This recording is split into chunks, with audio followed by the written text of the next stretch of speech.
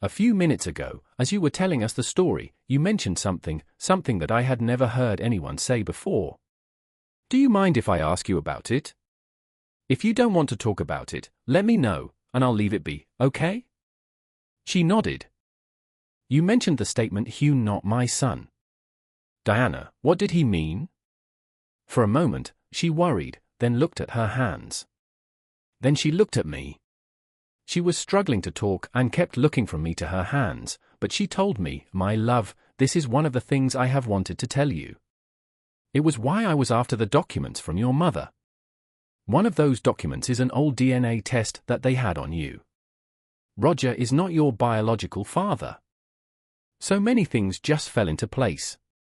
So all these years, they all knew and kept it from me? Why?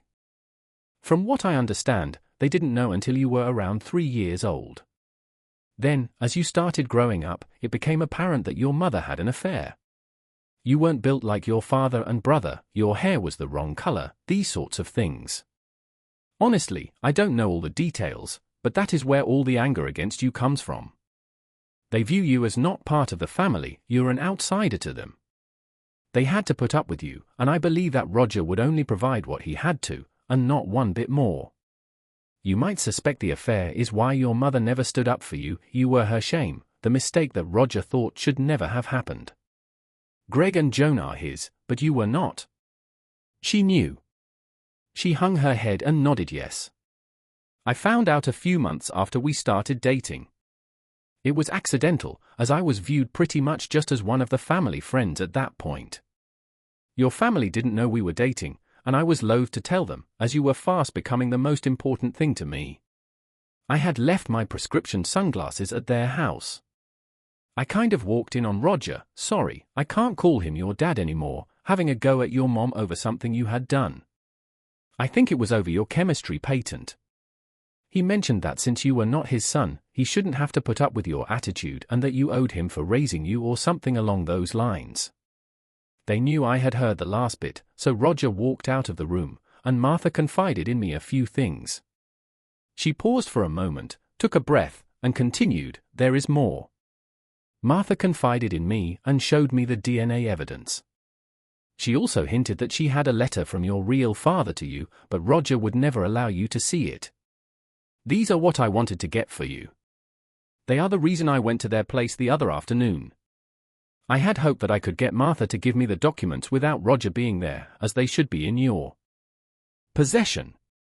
I wanted to tell you so badly, but I couldn't tell you the story because it wasn't mine to tell. I knew Roger would never tell you. However, I was trying to get your mother to stand up for you at least once, to tell you the truth." I sighed. My life was feeling more and more like a mess. I suppose it had been forever. I just never knew. I needed to move forward, though, and I thought of my next question. This one could hurt my already fragile wife. Why couldn't you tell me, Diana? She looked down at her hands and didn't say anything for a long time. Why didn't you tell me? I need to know. There is a pain inside me right now, and I need the pieces of the puzzle to help put us, back together. Her nod was almost imperceptible. This is a hard one, Harry. Do you recall right before our first time, I freaked out, calling myself damaged?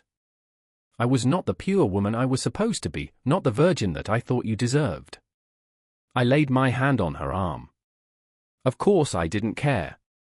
I wanted you to be mine, and you gave yourself wholly to me.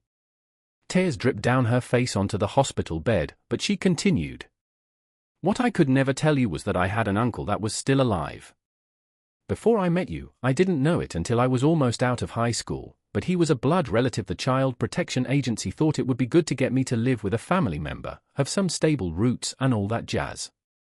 Well, good old Uncle Clinton was not the family type.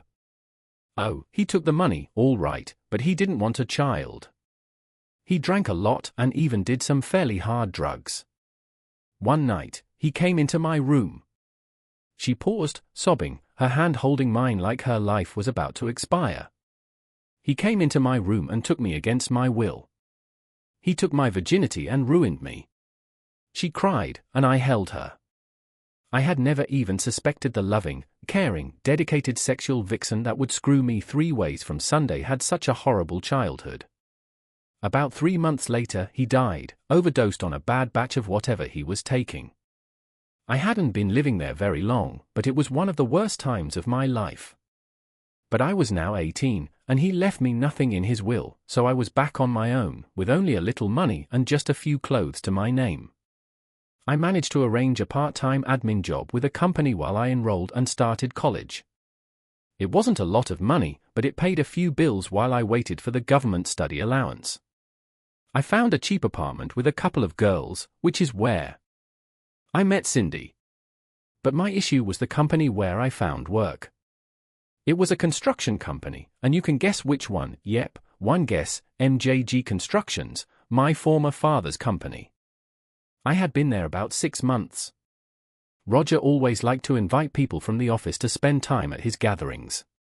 I think he thought it built culture or showed he was an awesome boss, something like that. I nodded. We had always been told to be on our best behavior when the rolling crew of friends attended the regular gatherings. Well, after 6 months, there was a day where Roger came into the office and spent a whole lot of time talking to everyone but me. I was doing a lot of the admin, assisting in scheduling workers on jobs, getting the trucks rostered, that kind of thing. But after Roger did the rounds, he came and sat down on the side of the desk. He told me that he would like me to come to the next gathering, that he had a son that he would like me to get to know. He explained that you didn't fit in with the family, but as I was nerder-looking, his words that you might like me. I was a bit taken aback by the nerder-looking comment, but he went on to tell me he knew about my uncle's situation and that he could keep me employed and keep my history with my uncle under wraps with the company if I would come and get to know you. I shook my head, putting more pieces of the puzzle together. So, my father, Roger, my ex-father, something like that, set us up. Yes. What I didn't learn till later, after I announced you as my boyfriend, she smiled at that, the first happy memory all day, and I felt the sun peek from under the clouds. What I learned was that he introduced us because he wanted a way to get at your money. He knew from your relationship that he could never ask you for money, there was too much risk you would rebuff him. That point stained even the relationship with your mother. So, he planned to use me as a lever to get things out of you. However, I quit working there once my college money came through. That happened not long after we met, and he didn't get to use me that way. So, how did you know about it then? She took a deep breath. He told me. It was after I announced us dating. He told me that if I didn't do things his way, that he would tell you that my uncle had done things to me. He told me that he would make sure that you would never touch me, since I was damaged goods. How did you respond? It was really hard. I was falling for you hard, so I didn't want to lose you. Also, him calling me damaged goods hit me hard. Still, I also knew you enough to know you would make your own choices. So, I told him that I would be the mediator if you and the family needed to talk about things, but in no way would I ask you for money that was yours. He could threaten me, expose me, but I would not betray you in that way. Suddenly, it was like a weight that I had run around with for years that I never knew was lifted off me. Diana, before you say anything else, I need to say something to you. She looked at me, and I could see anxiety building. She had just told me something that could end our relationship if I wanted and was ready to burst again, and I felt her hands go even tighter on my arm. I patted her arm in return. You are the most incredible, amazing woman I have ever met. I loved you so much before I knew this history. I loved you as the center of my universe, and I did not think I could love you more. When I saw you on that bed in my parents' room, it was as if everything inside me was torn out, that my heart and soul were removed, and I was just an empty husk. Apparently, once I got to the police station, I was almost catatonic. My world had collapsed so badly. I had loved you so completely that I was lost to everything. She was about to break again, the tears flowed. She looked down to her lap. You say loved, has what they did to me changed your love for me? Nothing can change my love for you, she looked up at me. No, if anything, my love for you has become stronger than before, Diana, my love. You have been used, betrayed, you have fought for me, and never once have you done anything that would dishonor me. You went to that house to get something you thought I should have. Yes, you didn't tell me everything, but in the light of day, I cannot fault your logic. And even amid this storm we are in, you're still fighting for me, for us, Diana. I could not love you more than I could right now. And I can tell you that there is going to be some wrath poured out on those that have hurt you. You can bet. I paused and got hold of myself. Baby, I know this is going to be hard. We're going to struggle a lot. But if you have me, I will be there every step along the way. With that said, I leaned in, grabbing her jaw, and kissed her deep and long, letting all my feelings of love flow into her. It lasted for a long time before there was a knock at the door. Jack put his head in. Hi, is everything okay? No, it's not, Jack. We are not okay. However, we have each other, and we will get out of this, I responded. But yes, bring everyone in if Diana is okay with it. I think there are some things that I think you all need to know. Everyone came into the room, and with Diana's permission, I gave a summary of the last week and some of the family secrets that had been kept back from me. As I told them about my former family assaulting Diana, Jack and Norman got into a serious pissed-off mood. Then, when I told them about the fact that I was not Roger's son, that my mother had an affair or something like that, they were astounded. Then, when I told them about the plan to use Diana to get her pregnant and extort money from me, they were embarrassed for me. I laughed. Well, it backfired. I got the best of them with that. I got an amazing woman that we are going to stay together, and now all that money is going to go into making them all pay. We spent the rest of the afternoon talking. After a while, Diana withdrew into herself as some of the revelations about her past came out. Tim knocked on the door and came in. Everyone else sensed it was time to head off and left, letting us know they would check in with us first thing tomorrow. Tim gave us the update. They had a couple of leads on Roger and Greg, but at the moment, they were still at large. My mother and sister were still locked up and had a visit from their company lawyer. Tim wasn't sure if he would be their lawyer much longer after hearing the charges on the girls and what they would be for the men when they were caught. The company and family finances had not been frozen, however, that was also only a matter of time. We spent a few more minutes chatting, and he left, letting us know he would keep us informed. I sent a message to my lawyer letting him know I wanted to talk about bailing out MJG. Despite everything, there were a lot of people that relied on that company for income.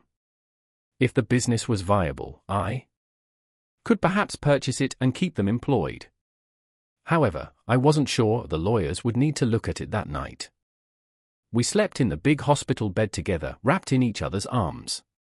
Diana was going to be in for another 2 days before they would release her. They were doing complete work upon her, and she needed to speak with the hospital counselor before letting her go.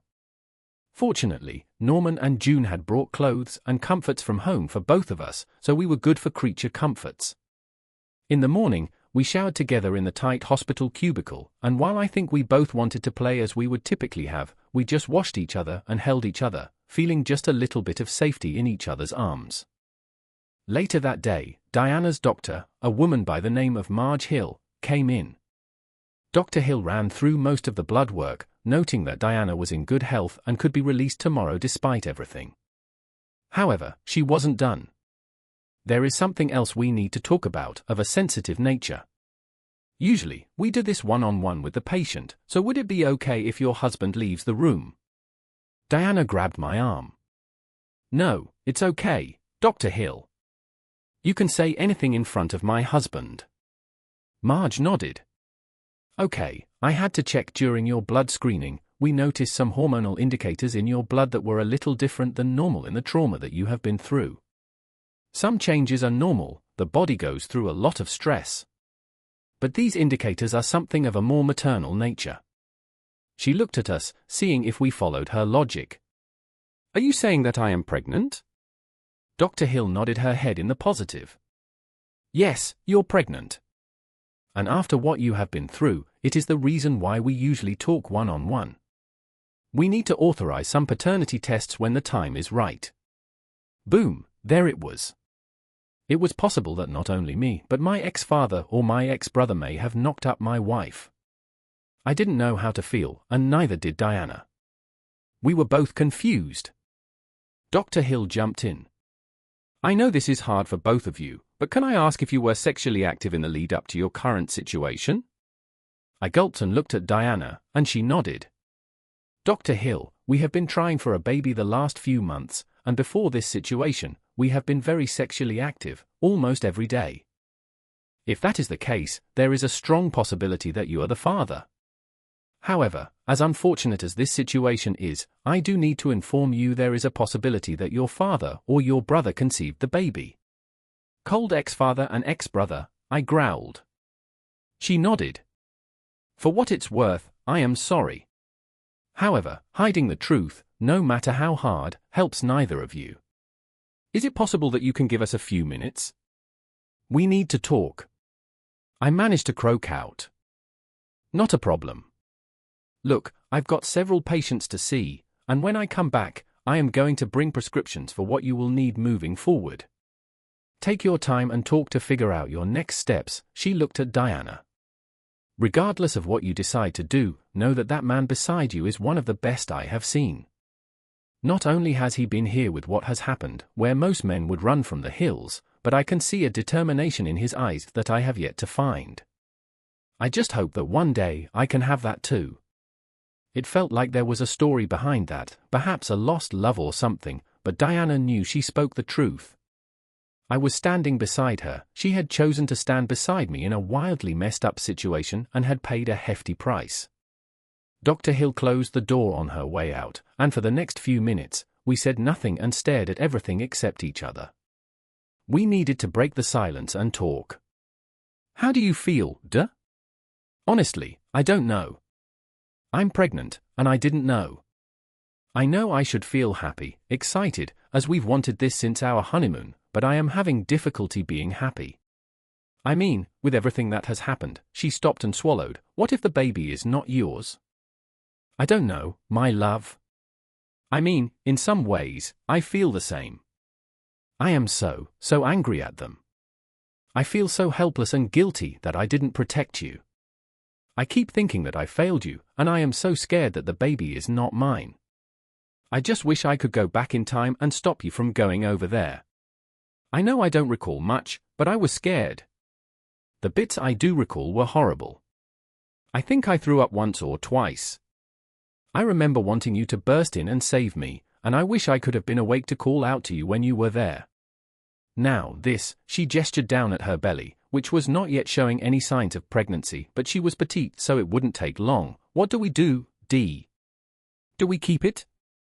We had never really talked if we were pro-choice or pro-life, and neither of us was particularly religious. I don't know, I am confused. What if the baby is yours, and we don't keep it?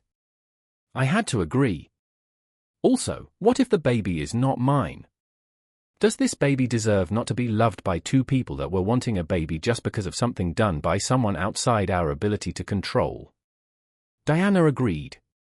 Harry, if we kept the baby and found out it was Greg's or even Roger's, she shivered, how would you feel?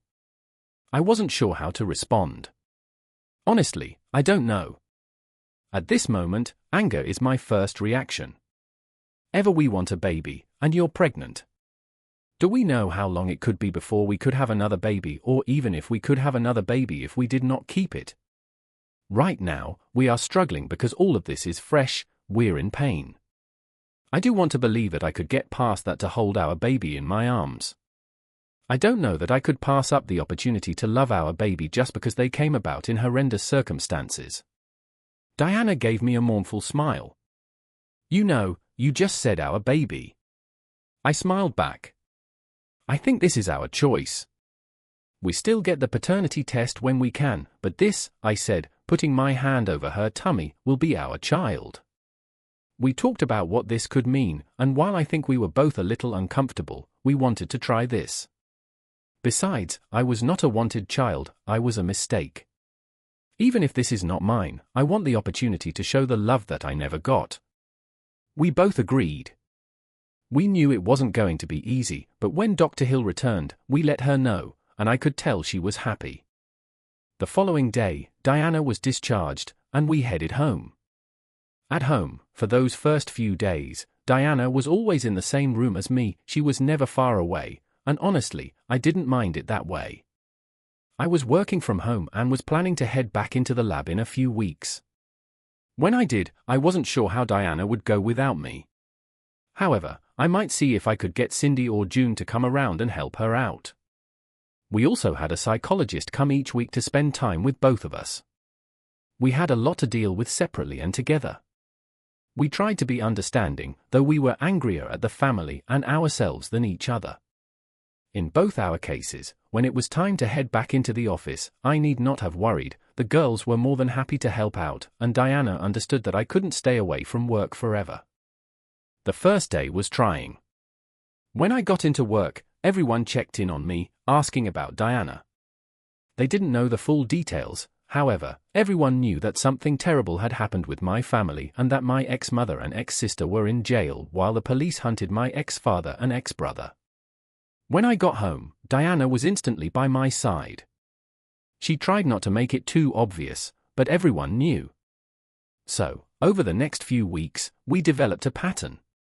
Diana would come to work with me a few days a week when I didn't need to be in the lab, and on other days, Cindy and June would come and spend time with her. About 6 weeks after the situation, as we were now calling it, Diana and I renewed our wedding commitment with a healthy bit of sex. It wasn't the most earth-shattering lovemaking episode, and at first, we were both a little awkward, but suffice to say, we both came, and we fell asleep content. I was apprehensive that she wouldn't want me after the situation with Roger and Greg, but honestly, she just wanted me to reclaim her for myself. At the same time, she was worried that what I had seen would put me off her. Honestly, I was a little out of it for the first few minutes, but we got through it, and over the next few weeks, we got back into somewhat of a regular pattern. The only thing that really got between us was her growing belly. At what was assumed to be 18 weeks, we went for a scan. Everything was looking good, and we found out that we were having a girl. I was over the moon, and any paternity issues were locked into the back of my mind. Diana was showing now, and I think she was relieved that I was getting excited. We decorated the nursery beside our bedroom in pinks and purples and got beautiful vinyl decals for the room that our daughter would hopefully love. I also figured that it was time to put one of my family issues to rest, and I contacted Tim to arrange to go and see my mother and sister. I had not seen either of them since that night a few weeks before while I was working. Martha and Joan had been charged with a list of offences as long as my arm. They were due in court in around a month. Until then, they were remanded in custody, as they call it in jail. Roger and Greg were still at large. Initial reports were that they had been spotted on the other side of the border. However, a more recent report had them closer to home. As a safety precaution, I had 24-hour security guards at the house and work. Both Diana and I had personal panic buttons with GPS signals, and security could respond on average within 5 minutes around the area. If we planned to go out other than for work, we let our security detail know. Until Roger and Greg were caught, we were a little paranoid, as they had abused me for years and now assaulted Diana. It was a Saturday afternoon when we ended up in the visitor's room in the local jail. Tim had come with us and had agreed to sit outside the visitor's room with Diana while I sat with my mother first, then my sister. Both women had decided to meet with me. The room was similar to what you can imagine from seeing the movies: plain green walls, a metal table and chairs bolted to the floor, though there was no one-way mirror that I could see. There was a video camera up in one corner. The officer who escorted me pointed that out and let me know it was video only so they could ensure that no one got hurt. About 5 minutes later, my mother was brought into the room. She was in a pair of brown coveralls and white shoes. She was handcuffed, and I was asked if I wanted her handcuffed to the bench, which I declined. Besides the attire, my mother looked like she had aged 20 years in the last couple of months. Her hair was tied back but not well maintained, her eyes looked sunken, and her lips sported a couple of tiny scars. Finally, she sat down on the seat opposite me, and the guard went out and closed the door. She just looked at me. I wasn't sure who was going to start, but she beat me to it. "How's Diana?" I expected questions about me, perhaps the usual apology. Asking about Diana was not the first question I expected from my mother. She's good. She's outside, and she's pregnant. For a moment, her eyes took on a stern look, then she relaxed. Pregnant? I don't know if I have the right to ask. No, you don't. You have forfeited every maternal right you ever had with what you have either done, condoned, supported, or ignored that was done to Diana or me. However, to answer your question, at this point, we don't know.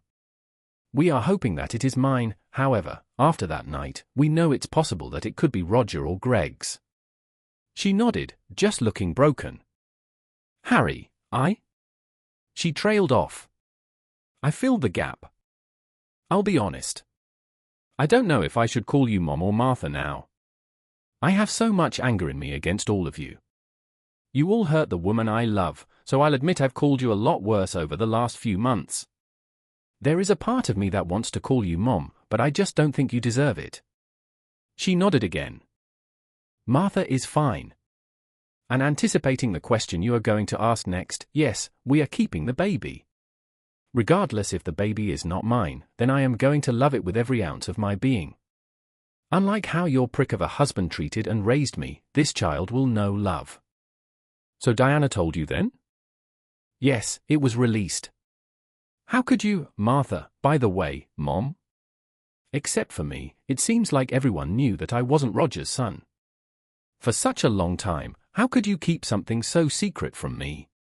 I knew I was built differently, but I honestly never suspected because I just assumed I got my genes from your side of the family. But that's not the case, is it? She looked away for a little while and then reached for tissues in my pocket to wipe away some tears from her face. I looked at her without sympathy, as she seemed to be considering her options before making a decision. She then glanced at the wall and told me where I was from, back in my late teens, when I had a boyfriend. Not long after high school, George and his family moved out of the area. We spoke on the phone for a while, but we both knew it would never work, so we decided to break up. Back then, women didn't attend universities as much, so I looked for work and ended up working as a bookkeeper for a construction company. I wasn't the best, but I was good enough. While I was there, I caught the eye of one of the laborers, Roger. George and Roger could not have approached me more differently. Whereas George was laid back and gentle, Roger pursued me vigorously and aggressively, refusing to let me have our virginities. Roger's father insisted that I marry him, so I did, and I became pregnant. Shortly after Greg was born, your father, Roger, had just started his business, so he was always away, came back to town. George looked me up, and we reconnected, reliving high school memories. George made me laugh in a way that Roger never could. He brought me gifts and made me feel loved.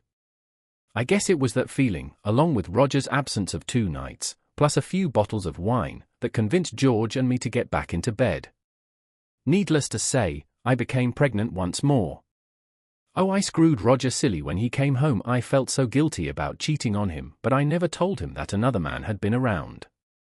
Until much later, when you were born, Roger was ecstatic. He had 2 sons. His business was hard work, but he was putting in the hours to make it provide for his family and young sons. He wasn't really home, so I raised both of you as best I could. I pretty much knew that you were not Roger's son though, and got a DNA test, which confirmed it. I never told George, and I'd let Roger screw me senseless and impregnate me with Joan. My guilt was so large. Perhaps about a month after Joan was born and you were starting a growth spur that Roger noted that you looked different. He worked on me for weeks and eventually he got it out of me that I had slept with someone else and you were the result. She winced at the memory. Roger beat me pretty hard that night, and I think one of the only things that saved my life was Joan crying and needing to be fed. As it was, I had to sit in a chair outside your room rocking Joan back and forward to stop him from going in there and killing you outright. After that he pretty much disappeared for a month. After that I never heard from him. However, the money kept coming for groceries in the house, so I kept my head down and just looked after the 3 of you. When he came home he demanded everything. When it came to you he just went cold. He wouldn't speak to you. You were 3 years old at the time, and once when you went up to him arms outstretched asking for daddy, he reached out to you, and once you were in reach he just slapped you. I had to run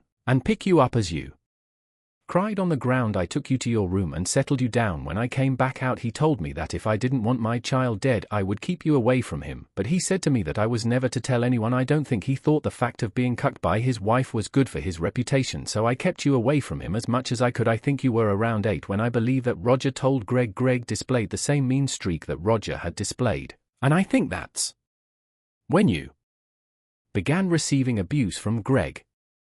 I agreed, that makes sense.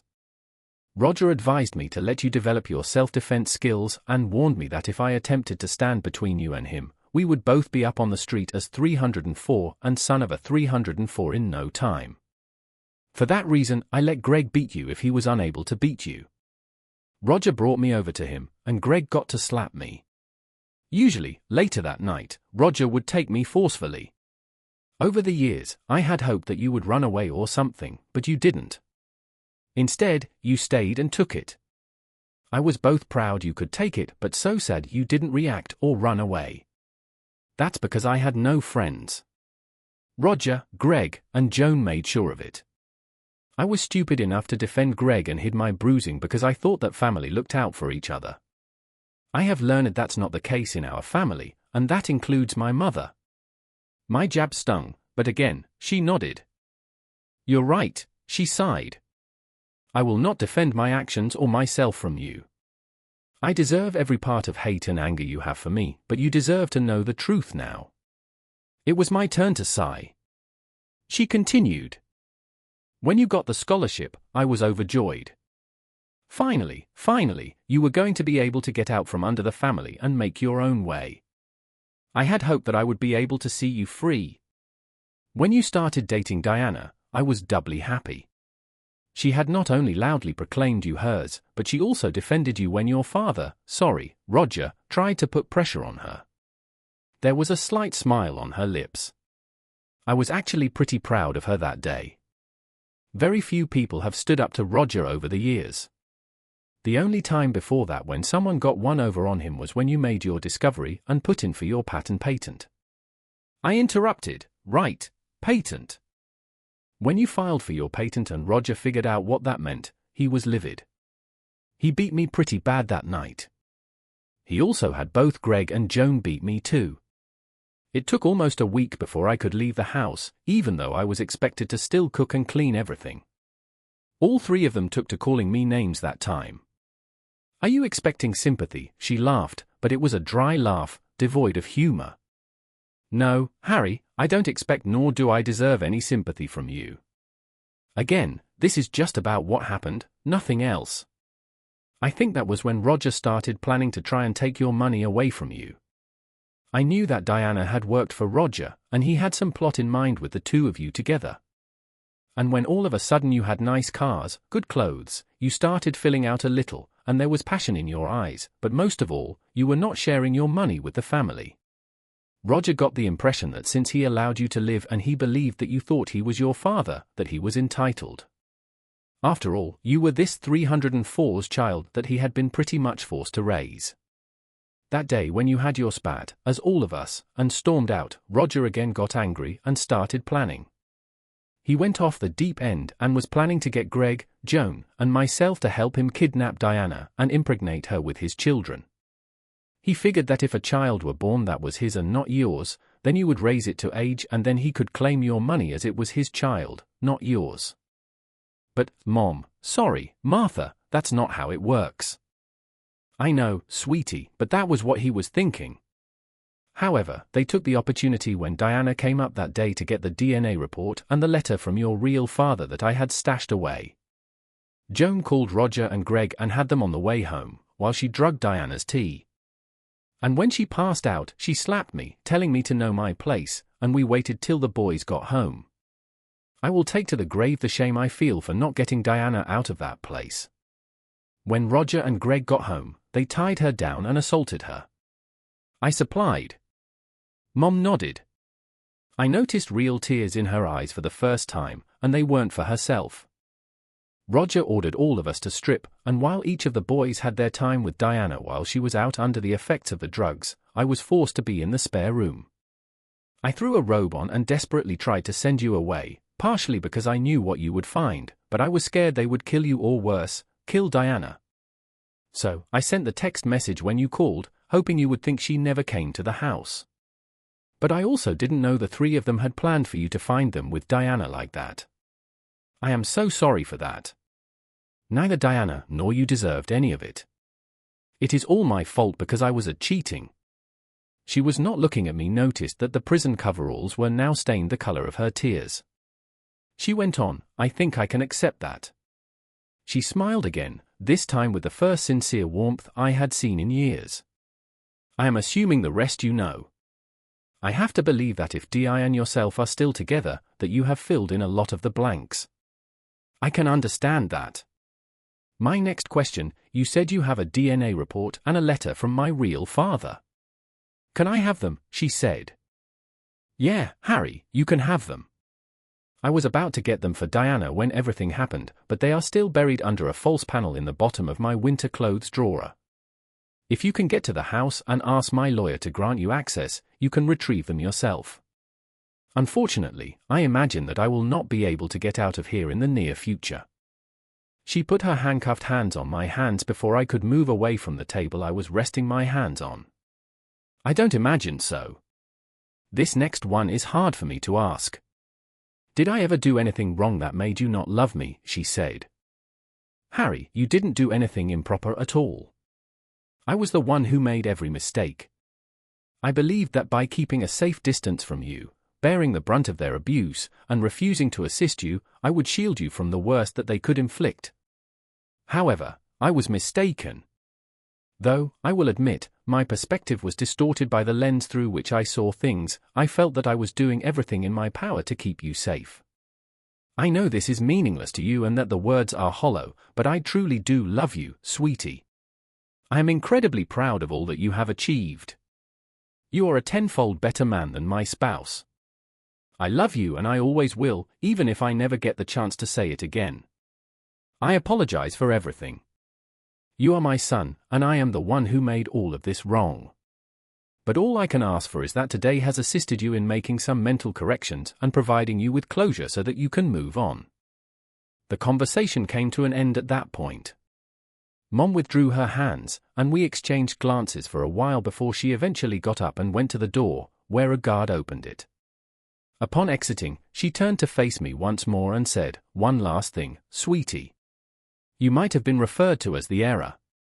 You're not. George and I carried you to term in a loving act."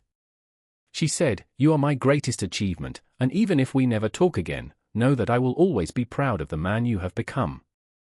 After spending a few minutes there, I discovered that my mother was subjected to regular beatings at home, which must have been even more difficult for her than for me. My family was in serious trouble. Shortly after, there was a knock at the door. "Are you prepared for the next one, Mr. Other?" questioned the guard. "Yep, bring her in." If Mom looked terrible, then Joan looked worse, wearing the same coveralls that Mom was. Joan sat down at the table and glared at me. Her hair was short but wild. She had a fresh scar on her cheek and looked like she had not slept in days. When she wasn't glaring daggers at me, she looked around the room like the walls were going to jump out and grab her. For a princess that had everything handed to her, this must have been very different. I must admit that, while after talking with Mom I could understand her point of view, Joan, who was supposed to be my sister, was a complete mystery to me. Once more, it was not me who initiated the conversation. Joan stated to me, "You know, there are a lot of criminals in here that know who you are, as a matter of fact." "And why do I worry about that?" "Many members of their family are employed by you or one of your suppliers. You seem to be something of a celebrity here in town. You're wealthy, youthful, and active in job creation. It seems that you enjoy supporting charitable organizations, even those that assist ex-offenders in getting back on their feet. Joan, I put in a lot of effort to help the community. Following my upbringing, I wish to assist others. I'll do it even if it takes more money, time, or effort. Look at this self-righteous bastard that my family has produced. That person isn't even related by blood. He doesn't care about us because he's so conceited about himself. And after almost a month here, all I hear from people who find out I'm your sister is how wonderful you are at helping everyone. But you haven't done anything to assist me in all this time. I tilted my head to the side, wondering about her last words. Joan, can I help you? Why in the world would you think that I would want to help you after everything you have done to Diana and me? She didn't appear to be affected by my snapback's poison. Since I am your sibling, you were supposed to shield me and help me leave by using your resources and connections. Why would I want to see you go once more from here? You have me as a sister. Do you not think I matter? After learning what we did to that 304, Diana, a few of the local criminals come looking for me late at night and force me to do things. I never imagined she would be so against it. For a woman who forced my mother and wife to do things that I assumed were similar, but I suppose it was different when the situation was reversed. Joan, please allow me to correct the record for a little while. First of all, please never again refer to my wife as a 304. She was drugged, beaten, and of course against her will by you, your father, and your brother.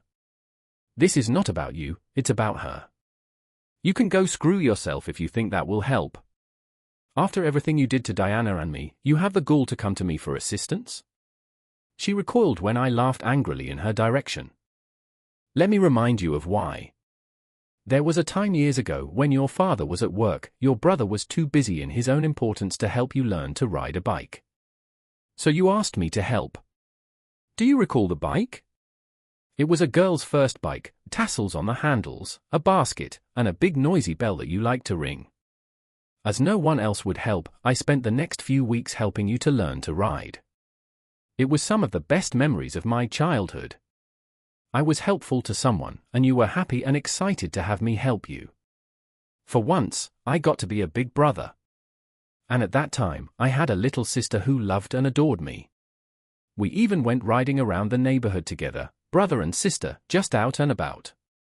Not long after that, I suspect your father and brother told you something of the secrets about me that I have only recently learned, because almost overnight, you grew cold to me. You no longer wanted to go riding. I had been asking for a few weeks, and then one day it happened. When I asked you if you wanted to go for a ride, you sneered at me and told me, and I quote, "Screw off, mistake. If you ever think I am going to ride with a loser like you, then you are sadly dreaming." It was that afternoon that my sister died. Since that time, I don't think you noticed or that you even cared. I never spoke to you, every conversation that we had was indirect. Even your prick of a big brother talked to me directly, but you, no. You took my love for you and threw it back in my face. It died with one sentence that you never tried to put right.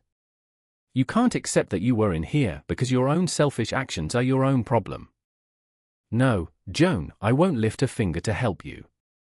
Actually, I will make sure that you get the maximum time to pay for your crimes. You say there are criminals in here? Well, look in the mirror. Oh, and those help programs that I help fund, you mentioned earlier? I'm going to make it known that if any of them try to assist you, that I will pull the funding they get from me. I stood, this meeting just about over. I asked for this meeting today to see if there was any remorse in your heart after everything that happened. I wanted to know if you had any regrets about what you did to my wife or if you even cared for me at all. However, from the moment you walked in the door, you didn't ask about Diana. You never even asked about me. You didn't even remotely come close to trying to apologize or say sorry. All you cared about was your selfish desires. No, Joan, you are dead to me, and you better get used to these walls because with everything you have done, you're going to be here a very long time. And as for money, you will never see a single cent from me. When I walk out the door, if I have it my way, we will never meet again. I took a small object from my pocket and put it on the desk. It was a small figurine of a bike, very similar to the one I taught her to ride. But I will leave you with this reminder, a reminder of better times when a brother and sister learned to ride together. I will the sister I lost that day. I will always recall fondly the time we spent on our bike together. However, I am sure you will remember me for a long time. Goodbye, Joan, and I will pray to God that you die a horrible death behind these walls. I knocked on the door, and the guard escorted me out. My last look at Joan was her head downcast, the little bike figurine sitting on the table. Sitting in the reception area, Diana and Tim were sitting and quietly talking. They both rose as I approached. Diana slid into my arms, her now very pregnant belly pushing up against me. "How did it go?" Tim asked. "In some ways, just how I thought it would. In others, very different. I think my mother is in true regret of everything that happened. She never asked for help or tried to pass the blame for anything. Rather, she is trying to take the blame for everything. I also think, from what she told me, that she has suffered at the hands of Roger, Greg, and Joan more than Diana and I put together." Diana gasped. What surprised me is that she asked about Diana as her first question. I looked down at my pregnant wife in my arms and smiled. Joan, however, was a different matter. She only wanted me to spring her, never tried to make amends, never asked anything. I think that Roger has truly poisoned her against me, and I will ensure that the charges are enforced on Joan. I gestured to the walls of the prison. In my view, she can rot in this place. After a while of conversation, I sensed that Tim had something important to tell us. "Guys, I received a report this morning that one of the trucks from Roger's company yard was taken last night. The report also included security footage that appeared to show two individuals who appeared to be Roger and Greg breaking in. Please be careful over the next few days as our community watch has been keeping an eye on things, and we're on high alert." Diana and I made sure we had our panic devices with us. We reassured him that we would keep an eye out. I informed our security company over the phone as well. As a precaution, they would increase the number of patrols around the office and the house. I was worn out from the emotionally taxing conversations I had with Joan and my mother that afternoon. We were glad to go straight home because our pregnant wife also tired easily. Tonight, I had planned to have a light dinner and spend some time cuddling up in front of the TV with Diana. I assisted Diana into my Camaro as we made our way there. I realized as I helped her in that I would need to get a different car, one that would be easier for kids to get in and out of. My car was great, but it wasn't a sensible family vehicle. When I turned on the ignition, I thought, no, a four-door V8 AMG might be fun. Perhaps another Jeep or a Range Rover might be okay. We hadn't even left the prison parking lot when Diana began asking us questions. "Are you really done with your sister and mother, Harry?" I pondered for a while. "I'm not even close to Joan. I'll see to it that she receives the justice she is due. My mom, I'm not sure." For the first time, I thought she was being quite honest with me, and if that's the case, she's been through a lot more than we have. I snapped my fingers. A lot of what she told me also matches what you told me in the hospital. I started to cry. Oh, she told me where I could find the DNA report and a letter from my real father. She also revealed to me that her true love of her life was my father. I'm not sure how much she really loved Roger compared to having to stay because of the 2.5 kids, but I'm biased toward Roger, so I can't say for sure. A part of me longs to be forgiving of her. Though she was stuck, I believe she genuinely cares. We had arrived at a crossroads, the evening traffic was light, so we were sitting at a red light, chatting about our day, feeling exhausted but content to be moving forward when the truck slammed into us. It swerved as it passed through the lights at the intersection rather than proceeding through it normally. Its headlights shone straight down my driver's side door in the early evening twilight.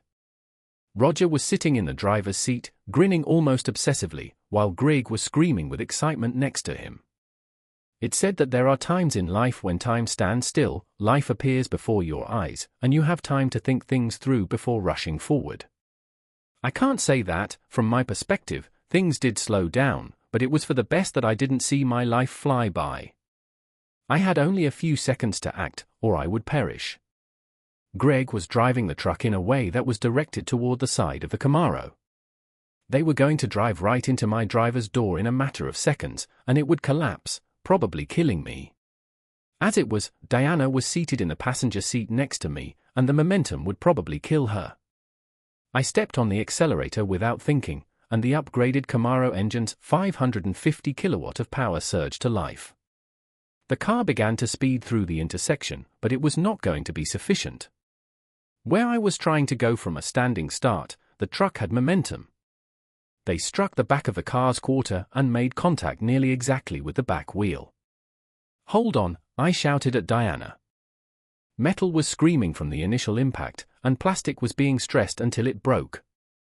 The Camaro continued to accelerate as we were thrown out of control, and our entire momentum changed from traveling forward to spinning sideways. We did that once, twice, and then nearly a third time before we finally stopped. We exchanged glances.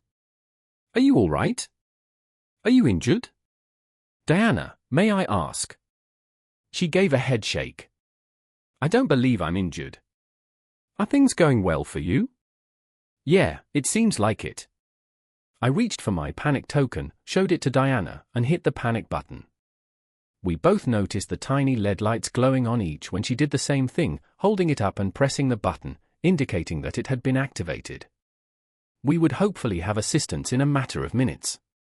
"It's Greg and Roger." "They rammed us," I said. I tried to look around the car to find where the truck had ended up and noticed that it was almost directly in front of us. With how the Camaro had spun around, we were virtually facing back the way we had been coming. We were lucky the car had not spun further, or we could have flipped over the traffic island on the other side of the intersection. The truck, however, ran into the traffic light pole as it deflected off the side of my Camaro. Peering at the truck, I could see that Roger and Greg were a little stunned, but climbing down out of the cab. I wasn't sure if we should stay put, get out and run, or face them. Staying in the car was not a bad idea. All the windows were intact, which was hard to believe with the force we were hit. Though there was a massive crack in my driver's side window, on the other hand, running would be complicated with a pregnant wife, and I was in trouble in a fight 2-on-1. Honestly, I don't think I could take even one of them. So, another option was to stall, get out of the car, and try to delay them.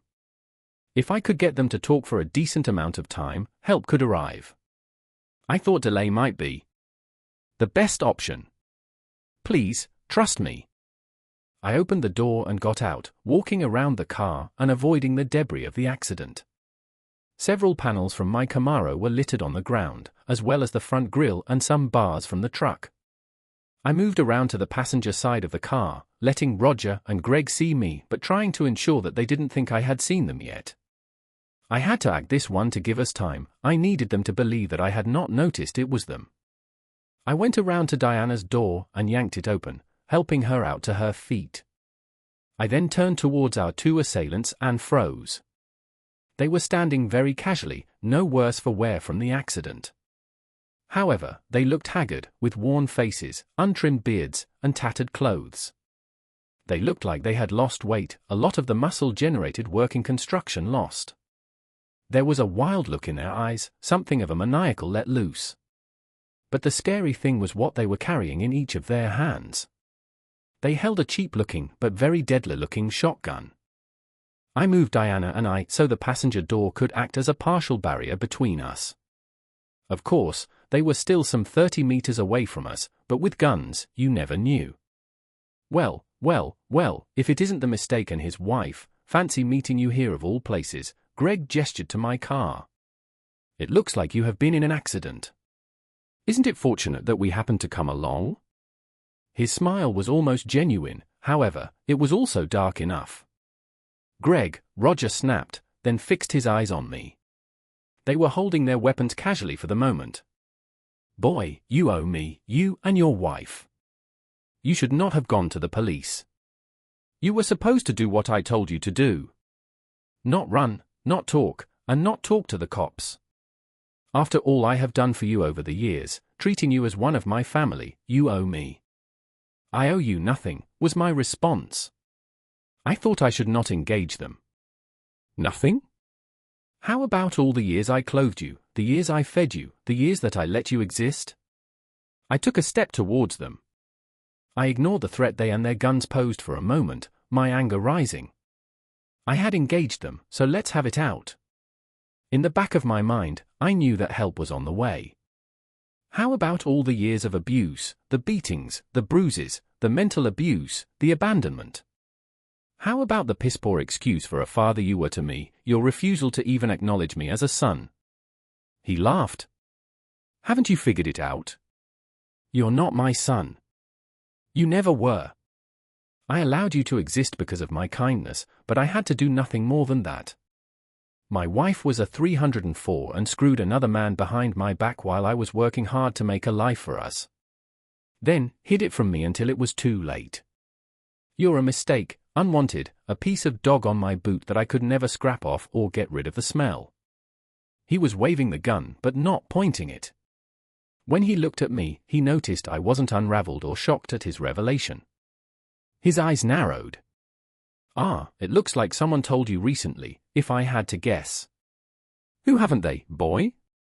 Was it your mother or a wife that stands beside you now like she has some pillar of virtue?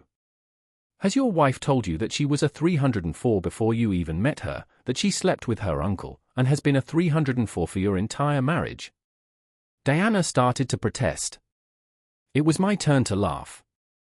Wow, just wow. You are one of the most pathetic individuals I have ever met. Yes, my beautiful wife and my sorry mother have let me know that the low-life piece of standing before me is not my father, and yes, Diana and I have spoken about her past. I know the truth, and I love her because of how strong she is, despite the tragedy of what she has been through. But it was me that figured out that you were not my dad. You have never been a dad. Biological or adoptive. Dads watch out for their children. They integrate themselves into their lives, support them as they develop, care for them when they succeed, and console them when they fail. Hence, no, you weren't my father. And I have to admit, looking at this now, I don't regret it. Roger, do you know what's worse? Even worse, you can't even see that you broke your other children because your wounded pride has gotten your head stuck up your ass. I am aware of the truth, not the lies and half-truths you are stating. Well, you seem like a wise one. I moved out from behind the door's cover, pushing Diana to stay there and raising my hands in the hopes that I would save her if I got shot. So what's this then, your piss-poor excuse for trying to get payment from me? But that doesn't change the fact that you still owe me, boy. He raised the shotgun. Attempting to kill me would be a foolish course of action if this was all about extorting money. You don't get it, do you, boy? He laughed. Either that child growing in your wife's womb is mine, or it is my actual son. Thus, I win since my child will inherit your money now that you are deceased. That reasoning is absurd. You two will never see a dime of my money. I made sure of that long before any of this foolishness started. Have you never understood why it was out of your reach? It's because you spent my entire life treating me like filth. In case something happened to me, I made sure that nobody in your family could touch it.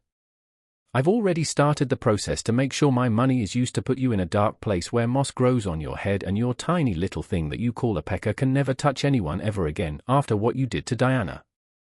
Roger threw back his head and laughed again, so maybe he was losing it, too, even though I felt like I was making some sort of impact.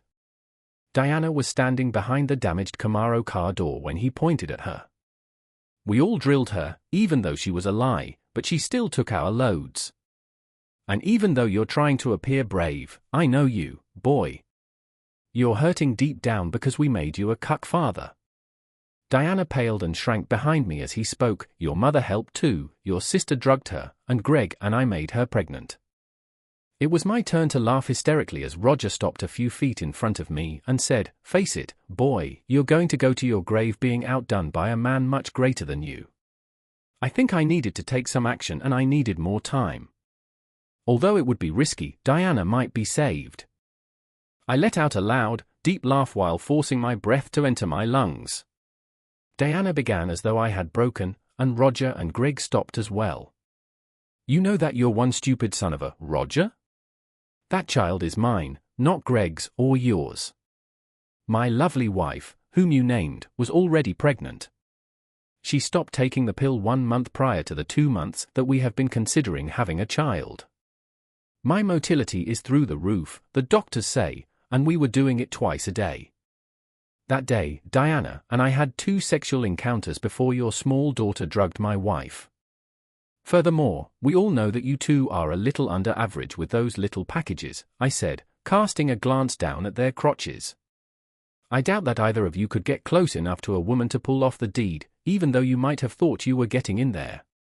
Similar to the 7.5 that my wife has all to herself. I told them I was better than them in bed, shoved them, and made fun of their manhood. It was evident on both of their faces that they were extremely embarrassed as well as furious. I saw lights in the distance, out of the corner of my eye, but I didn't think they would make it. I was going to have to make a foolish decision. As they both raised their weapons to point at me, I raised my hand and said, "Wait, stop," barely suppressing a chuckle to maintain the appearance that I was not a threat and possibly even a little unstable. They slightly lowered their weapons, but I couldn't resist giving them one more jab.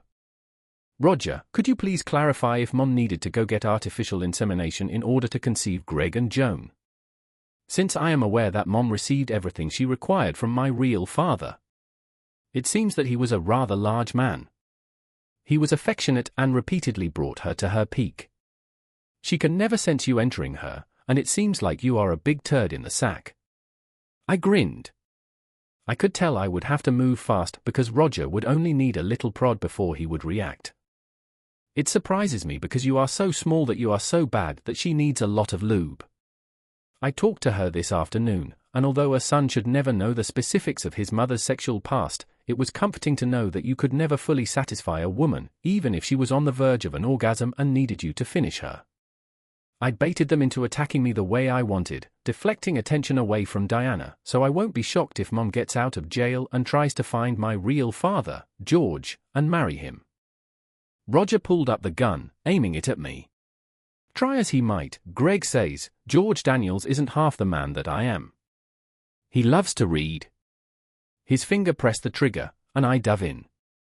At least then I would know who to go kill next when I was done with you. He was expecting me to dive straight away from Diana, but instead I dove forward, right at him, into some of the stray car parts. As it was, the spread of shotgun pellets caught me off guard. I took multiple pellets to my right shoulder and a portion of my back, which hurt like crazy, but I was unable to stop. Diana's life and mine might depend on my actions. I drove straight into a few car parts that had come off in the collision, including the rear wheel guard, as I desperately attempted to get under the weapon's reach. Taking advantage of my dive's momentum, I hurled the panel in the general direction of where I believed Greg to be. Greg fired a shot, but it went wide and missed me. Even though I was unable to give Greg a clean hit, I was still able to take his weapon from him, giving him some time to heal. Knowing that I was running out of time, I grabbed the next piece of debris next to me, which just so happened to be a piece of my now smashed Camaro tailpipe. I'm not sure if you've seen them, but the part that protrudes from the back of the car has a machine metal finish with a kind of sharp edge. Roger was no longer even a body length away from me. I lifted myself up and extended my homemade weapon in front of me by grabbing hold of the tailpipe. As I was getting to my feet, Roger had already chambered his new round and aimed it squarely in my face. Clearly, he intended to wrap things up with a single final action. He cried, "Goodbye, boy." He pulled the trigger, and I swung the tailpipe upward, setting off the shot. This time, the bullet passed right over my shoulder and missed me entirely. To be clear, shark guns are noisy. But death was only a moment away, and I had no time to reflect. Now that I was close enough to the unsteady Roger, I pushed him back with my tailpipe. Roger rolled onto his back, but I continued to move. I proceeded to wield the edge that had been sharpened as a spear. This man had made a concerted effort to ruin my life and cause harm to everyone I held dear. I was going to take him out of my life and impale him to put an end to this. I concentrated all of my hurt, years and years of abuse, and betrayal into that single downward thrust as I drove. His shotgun had been knocked out of his hand too far to his right for him to reach, leaving him wide-eyed and sensing what was about to happen. With no round ready to fire, it would have been worthless anyhow, and my fury was well-founded. Roger realized he was going to die. The time felt like it did after the recent accident, and I could sense the end was near. But as my homemade spear neared its terminal velocity, I was taken aback by something heavy striking me from the side. Greg had dropped his gun and lunged at me, throwing me off balance. Even though I could see our health lights approaching as I continued to roll, I wasn't confident that it would arrive. Now that we were back to one-on-one, I wasn't sure if I would survive, but at least Diana would be secure. In addition, my back and shoulder injuries were beginning to make me feel a little strange. Despite having been on the run for a few months, I was still injured, with blood seeping from my wounds everywhere, and Greg was nearly twice my size. A few moments ago, the only advantage I had was surprise. I was probably screwed, to say nothing of the fact that Greg knew how to handle himself. Probably because he knew he could knock me down again and feel like the man, he was going to wait for me to get up. But finally, things started to go my way. My hand landed on Roger's abandoned shotgun as I lowered it. As I stood there, pointing at Greg with the weapon while chambering the next round, a glimmer of hope appeared in my eyes. With a snarl on his face and something sharp in his hand, he was lunging towards me. "Screw you, Greg," I said, and I fired. He crumpled as the full range of pellets struck him squarely in the chest, and he never knew what hit him. Roger had fainted when I shifted slightly to aim the gun at him. My spontaneous spear had pierced his right arm almost to the shoulder, but it had missed the mark in the chest. I would say that his body was going into shock because a significant amount of blood was starting to collect on the ground around him. Okay, screw him too. Now, cars were speeding in our direction and would arrive at any moment. I staggered towards Diana and discovered her lying on her side, struggling to breathe. Blood was also accumulating by her side, her breathing was becoming more labored, and her vision was blurry. Her back appeared to be covered in shotgun pellet wounds. She had apparently been hit during the fight. There were a dozen spots all over her upper back that were bleeding, so I wasn't sure how bad it was. She was hurt, but it appeared that the car door had deflected quite a bit, protecting her lower body, including the baby. Despite my best efforts, I was unable to assist. With every step I took, I was losing all of my energy. Like Diana, I had an open wound on my shoulder and multiple bleeding spots on my back. With my last remaining energy, I fell to her side. She must have sensed that it was me and not one of the other two when she sensed me there. For a brief moment, I assisted her in resting her head on my lap, and we gazed intently into each other's eyes. We gazed deeply into each other's faces for a moment that seemed to last forever, and for the third time in less than 15 minutes, no words were necessary. She was my soulmate, and between us there was nothing but pure love. I knew there was nothing I could do to help, even though I was fully and entirely hers. Her hand, now covered in blood, cupped my cheek as she gave me a tender touch, her eyes welling with tears. She whispered, "Harry, I love you," and shut her eyes. My daughter was born prematurely due to the trauma of the accident, just hours after Diana and I were shot during the fight. I was not present at the delivery because I was under general anesthesia on an operating table getting shotgun pellets out of my back and shoulder and having my shoulder rebuilt. I spent more than 12 hours in surgery and more than 2 days in recovery. It seems that I fainted just before our security team arrived. The ambulance arrived soon after, and Diana and I were taken to the operating room and taken care of right away. It was later communicated to me that Diana spent approximately 20 hours in the operating room. Her labor with our daughter lasted for just 3 hours, and happily, everything worked out for a swift, though traumatic, delivery.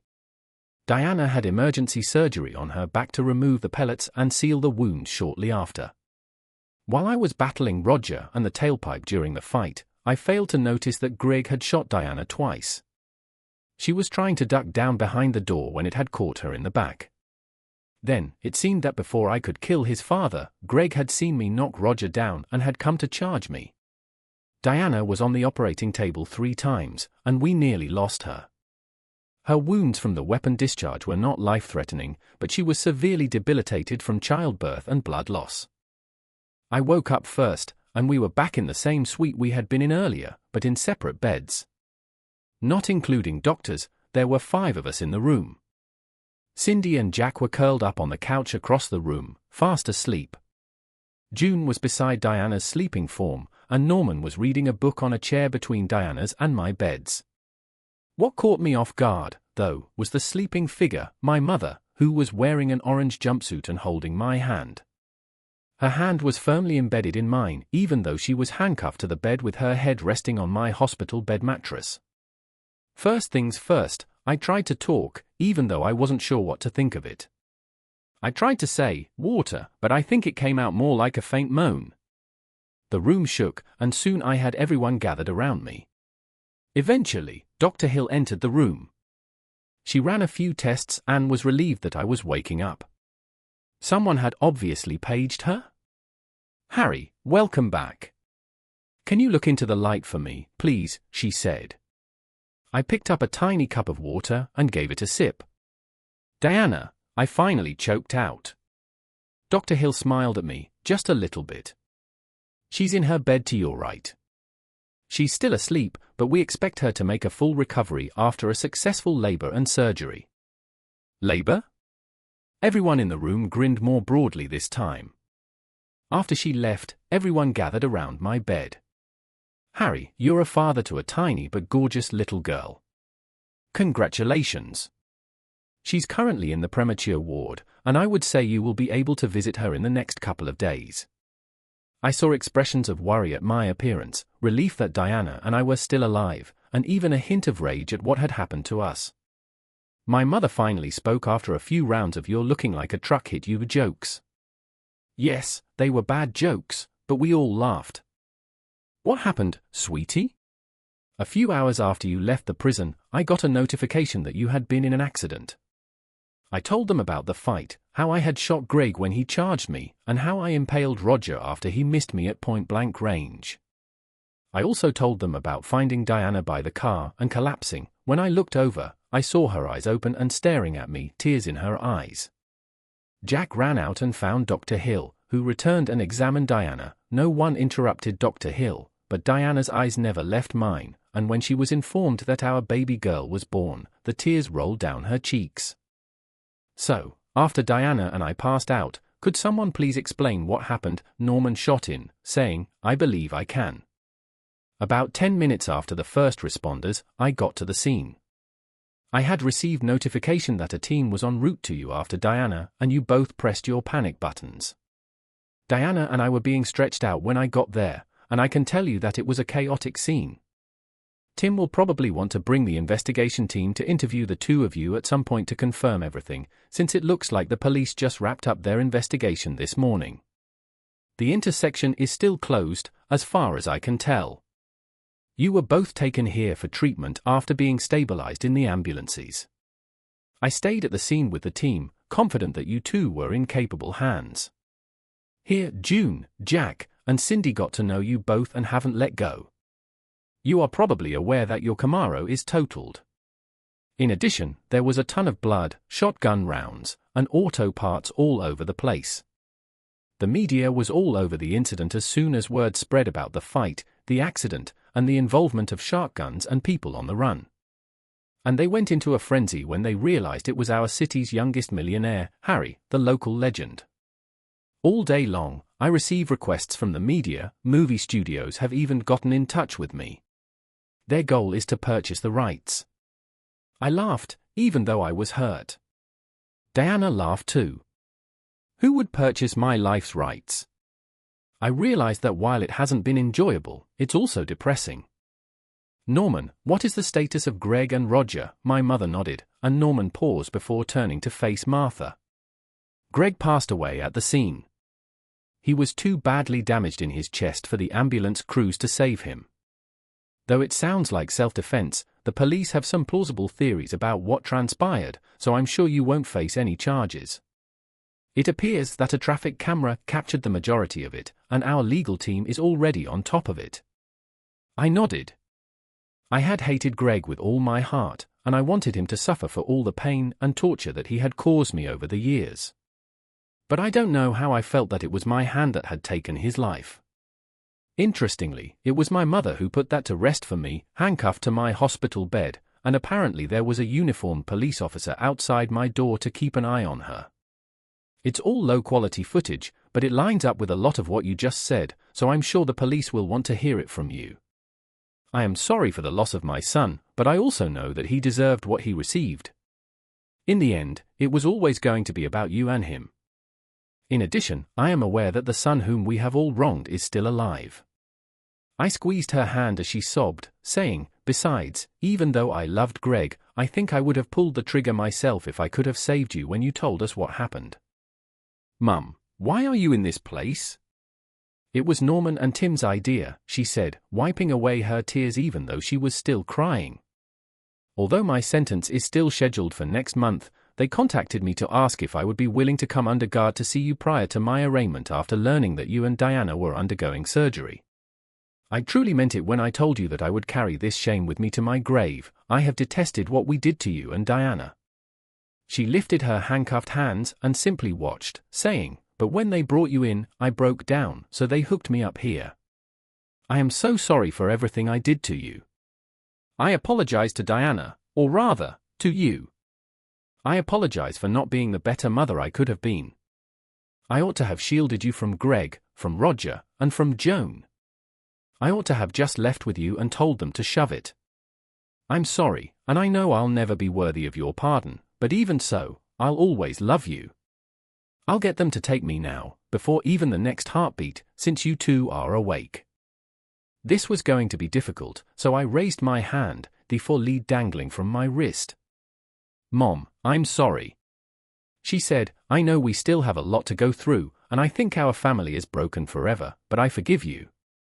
I know it was more than she expected, and I was surprised that I was willing to forgive, but after thinking back on everything I had been told over the last few months, I realized that my mother had also been beaten, threatened, and sexually abused by Roger and his kids, and that I would be killed if she didn't follow orders and keep me in line.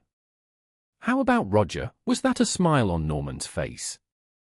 Well, he's still alive, but you impaled him on the part of the car you stabbed him with, so he lost his right arm and a lot of blood. Due to an infection in his arm, he has already undergone 2 surgeries and will require 2 more. My mother interjected once more, saying, I've also spoken to my lawyer. He's also under heavy police guard and is pretty much never going to see the outside of prison walls again for his entire life. I'm going to divorce him once he's stable for mental cruelty, adultery, alienation of affection, and a few other reasons. I should have done this years ago, but I'm not sure if it will stick.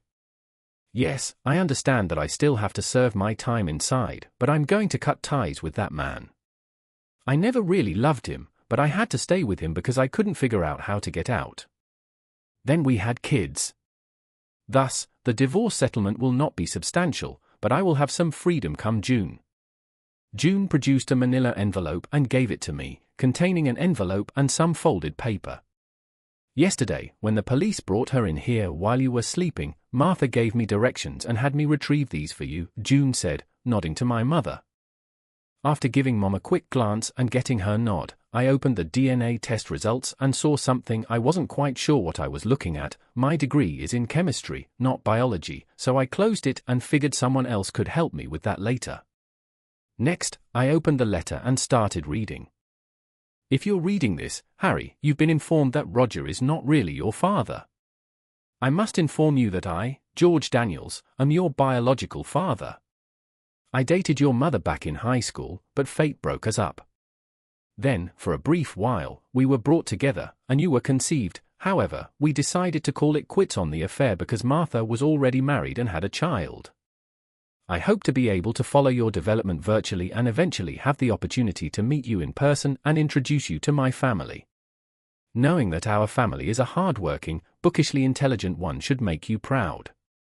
I hope you will inherit my love of challenges, as we all do.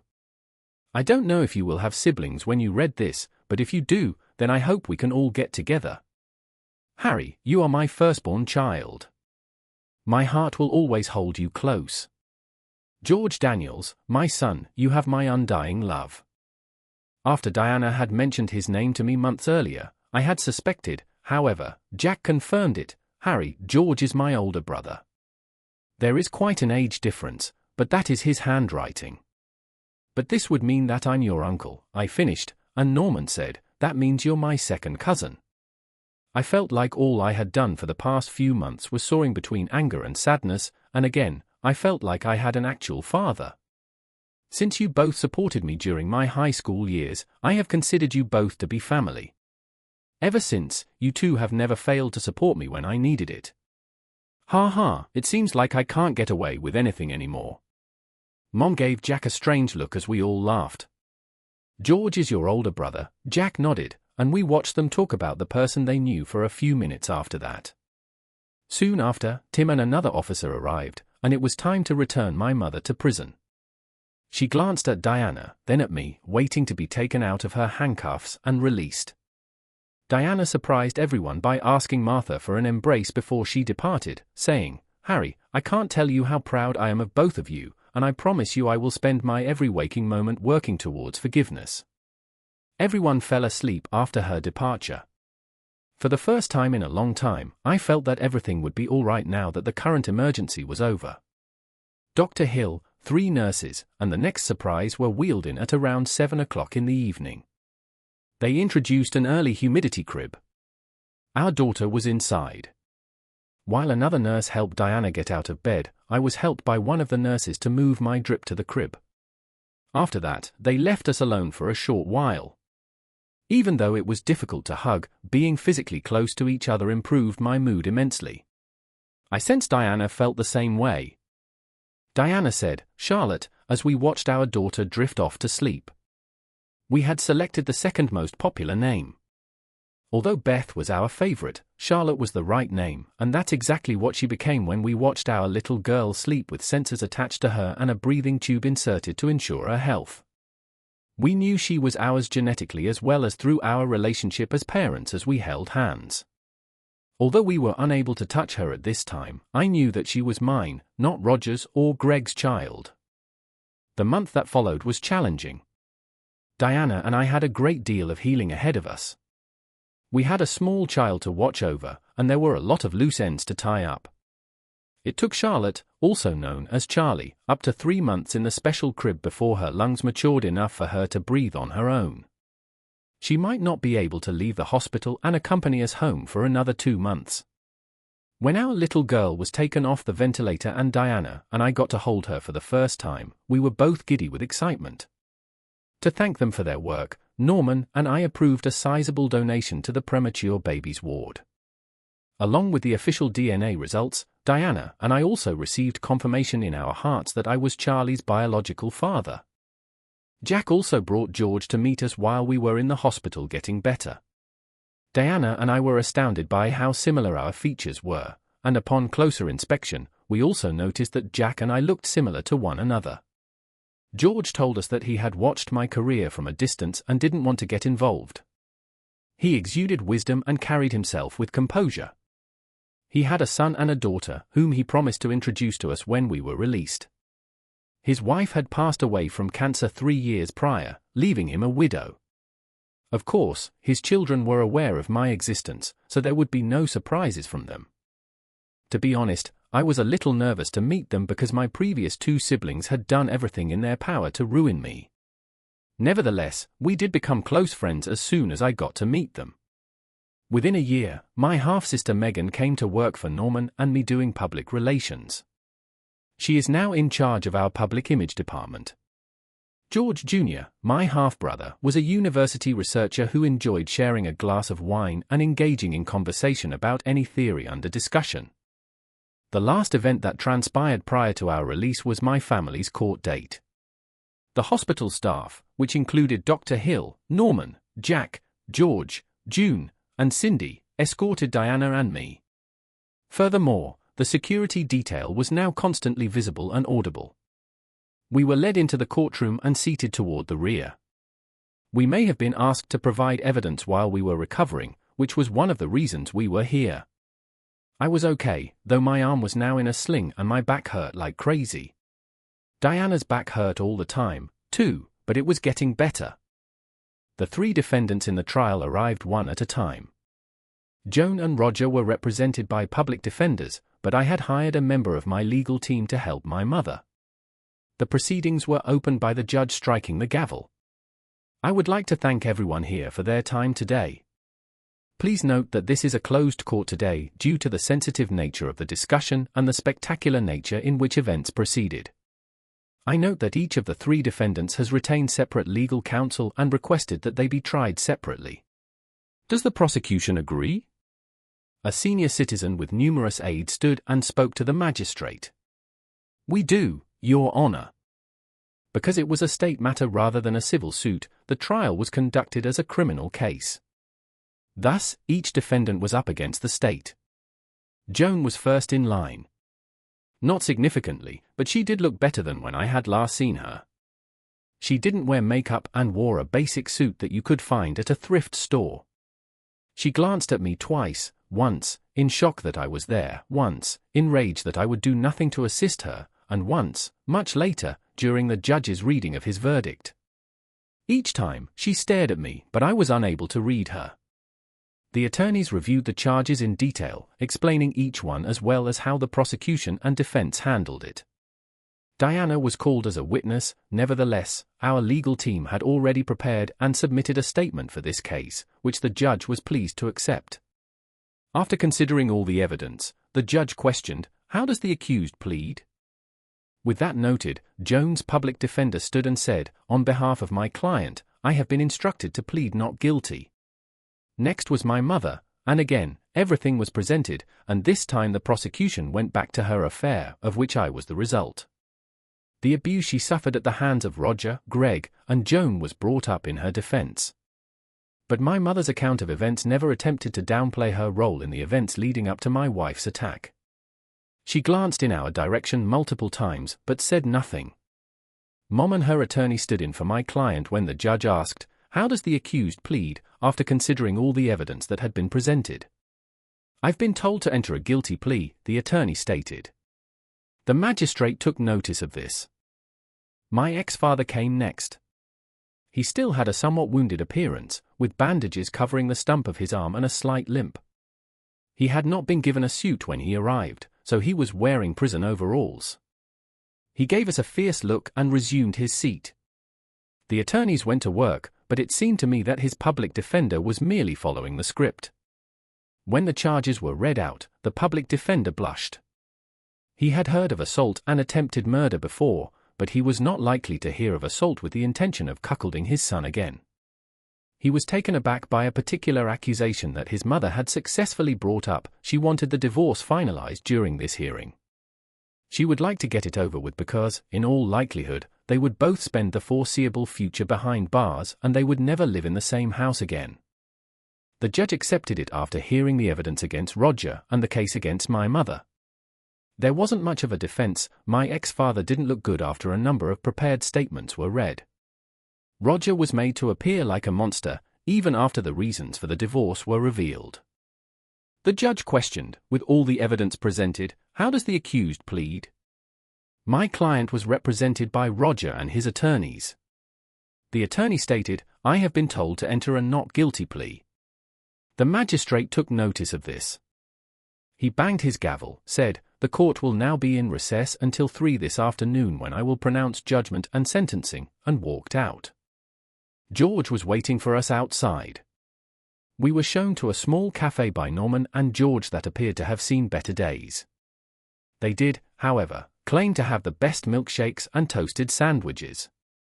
It seems that when Norman was a child, George took him and his nephew out to a wonderful lunch where they were joined by our hospital staff and the security personnel. The guys were right, the toasted sandwiches were excellent, so we nearly filled the place. We all returned to the courtroom at 3 o'clock. When the judge returned, she called us to order. This case has some apparent villains and victims, however, there are also hidden heroes and underappreciated players, he said. Today we have heard the stories of many people around the 3 accused here today, and I must admit that I have wrestled mightily in trying to figure out the right course of justice and the proper punishment for each of them. On one hand, we have a family potentially torn apart by a wife's infidelity, its impact being heard down through the ages.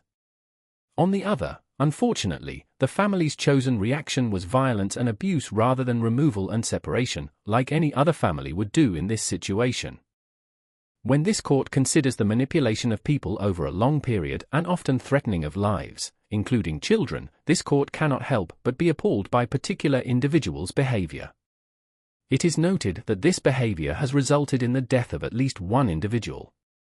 Each of the accused here today has requested to be tried and sentenced separately.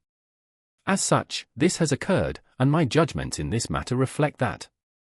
Accordingly, I would ask that the accused and their representation rise. In the matter of the State versus Joan, this court finds the defendant guilty of all charges and sentences you to a period of incarceration of no less than 12 years. You will not be eligible for parole for at least 8 years. Due to your lack of remorse for your actions, I will be placing a letter for assessment ready for the parole board to consider before reviewing you for parole. In the matter of the State versus Martha, this court finds you guilty of all charges except for mental cruelty against Mrs. Diana and Mr. Harry. This court further acknowledges the entered plea of guilty and the acceptance of your actions. I also have a sworn character statement from your son, Mr. Harry, and your daughter-in-law, Mrs. Diana, attesting to your outstanding moral character once things came to light. Lastly, this court also acknowledges the mental and physical abuse that you were placed under in the household. It is the judgment of this court that Mrs. Martha is sentenced to a period of incarceration of 5 years with eligibility for parole in 1 year. In the matter of the State versus Roger, this court finds the defendant guilty of all charges and sentences you to life in prison. However, this court will not set a parole period, as we find the crimes you committed against all parties, including your wife, Mr. Harry, and even your deceased son, are some of the most devious manipulations I have seen in this courtroom. I want to mention in my final remarks how courageous Mr. Harry and Mrs. Diana were when the evidence was being read. We have repeatedly heard in this court about the schemes and plans hatched against them. But they persevered and worked through each obstacle until they succeeded. They came across each other, and in a culture where it is frequently simpler to keep oneself apart and move on when times are hard, they became closer. It is a privilege and an honor to have them among us. The 2 accused individuals have been returned to your care. After a few months, we were able to bring Charlotte home, and that afternoon we threw a huge party at our place for our friends, our work colleagues, and nearly all of the family from George's side that I had never met. Charlotte was the ideal baby, and everyone said she was the cutest baby ever. The gavel was slammed one last time, and it was finished. Every month, we took Charlotte along to see my mother, who was incarcerated under minimum security and would cry every time we saw her. She would always end the visit with our daughter receiving one of the biggest hugs and kisses of her life, as if she were making up for lost time. In order to get support for what she had gone through and to help others in a similar situation, Mom had also started working with some of the victims' groups while she was incarcerated. When she reached the 1-year mark and was released, we threw another huge welcome home party. It was strange if Mom had always been aloof as a child, but once she was freed from Roger's control, she changed into a kind, loving, considerate woman who would hug and kiss me whenever she got the chance. She lived with Diana and me for the next 2 years, and to be honest, we needed the assistance. Charlotte was just over a year old, and we had recently learned that Diana was pregnant once more, so having Grandma around was really helpful. Mom would go see Joan every few months after she got out, but from what I heard, she remained self-centered, and even Mom was sick of the blame and the justifications. She never wanted to see Roger again, and I knew he was going through a difficult time on the inside. He would spend a good deal of time around our place, and at first I thought it was just about me, but I did have to laugh one night as Diana was getting close to term with our second child and I caught George sneaking out of my mother's room. I got to know George fairly well, and though I never called him Dad, we did have a strong relationship. Soon after the court case ended, Jack and Cindy got engaged. Soon after that, Diana gave birth to our son, Harry Jr. Soon after that, Jack and Cindy were married when he was 3 months old. I was Jack's best man, Diana was Cindy's maid of honor, Charlotte was the cutest flower girl, and soon after the wedding, we learned that Cindy was already expecting, meaning they would have their first child within 6 months of their union. Work was good, life had settled into a new normal, and I had finally finished the new components that would increase our efficiency. It had been over a year since I had started this project, and it felt good to finish it. Moreover, we had expanded our operations, and an increasing number of companies were requesting our product. Diana and I continued to invest in each other, and yes, we had the arguments that all couples have, arguing about pointless things and occasionally getting into heated arguments over things like forgetting to pick up milk on the way home or leaving the kitchen unclean. But we never let our disagreements prevent us from communicating, and we learned a valuable lesson. If you are angry and fighting with each other, remove your clothes before continuing the argument. We struggled with secrets and sharing because of everything we went through in the early years. I wouldn't call it a trust issue, but a few raw nerves could set one or both of us off. Nevertheless, one result of it all was that Diana rarely wanted to be more than 5 minutes away from me, which is why we kept looking for help years after we needed it. The studios made a legitimate offer, and we got a TV studio to pick up our story, which resulted in a pretty good drama. I enjoyed the Batman actor playing me. He's a lot more buff than me, but he could pull off the nerd look nicely. But they outdid themselves on Diana, Black Widow. Nope, we used the annual royalties check to fund domestic violence within families. Our experience taught us that it's not just men who hurt women, it can happen to anyone, and we try our best to support those who are affected. Years later, on a Saturday morning, we were sitting down to organize Charlotte's 10th birthday party when Mom arrived, looking a little sad. She had George on her arm, and I could see they were getting close. Maybe my parents could go out, but stranger things have happened. Mum, what's wrong? You appear to have lost someone, I inquired. She said, I don't know if I care, but someone did. It was Roger, did you notice? Deanna inquired. Mom merely gave a nod. Mom, you know what? Recall the pleasant moments and understand that all of us have moved on from the negative. I remarked, he tried to break us, but he just made us stronger. Harry, that's the issue. It saddens me that I can't recall a single happy moment I shared with Roger. I lost a lot of time, but life isn't fair, she cited as one of Roger's proverbs. That night, I lay in bed, waiting for my sensual wife to enter the room, and she did not let me down. Even though she was nude and her hips had widened a bit from having 2 children, I was still in awe of that body. She cited, well, hello, sailor, pointing out the expanding mass beneath the bedsheet. You never cease to amaze me, Dee, I replied. How is that going? You still only have eyes for me in spite of everything we have experienced, both good and bad. You're here when everyone else would have fled to the hills. My dear, do you know why? Me money, she gave a snort. I grinned and said, no, my charming wit and humor. Nope. Then it must be my Johnny and my prowess in bed, giving you climax after climax, I laughed. After pausing to reflect, she said, well, that one is true, but no. Okay, you tell me why. Because you never gave up when things got hard, Harry. I will always run to you because you have always run towards me. A woman has never been so fortunate, she remarked. I scowled after grinning. Good and bad things in life just keep coming. Doesn't it just keep coming? Is this your thought process in response to the Roger news? I suppose.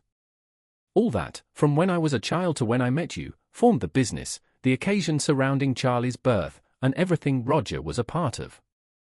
Although I detested him, there was a part of me that wished he would just want me and show me some fatherly affection. And he's no longer with us. My dear, don't. Don't think that way, you are much greater than him. Every game he threw at you, you won. You succeeded in addition to winning.